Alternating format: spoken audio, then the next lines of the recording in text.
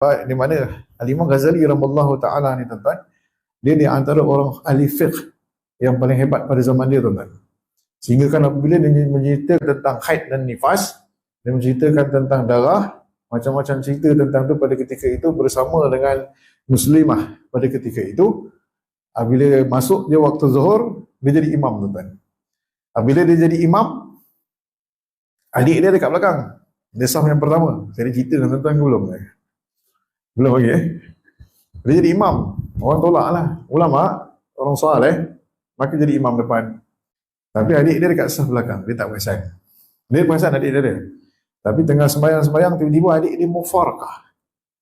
Mufarakah tuan-tuan, maksud mufarakah. Keluar daripada saf. Dia macam perasan jeling daripada anak mata dia tadi. Itu macam mana pula cerita tuan-tuan, sah tak sah. Ini cerita tuan-tuan. Jadi bila dia keluar daripada Nabi Salam, terus mengadu Imam Ghazali pada mak dia. Mak, tadi dah adik ni, cerita senang cerita lah tuan-tuan. Nama saya tak ingat. Dah adik ni keluar masa saya jadi imam. Dik, mak dia kata, apa sahaja kau keluar? Kan abang long kau jadi imam. Macam mana saya tak keluar, mak? Abang semayang ingat darah. Terpanjat Imam Ghazali tuan-tuan.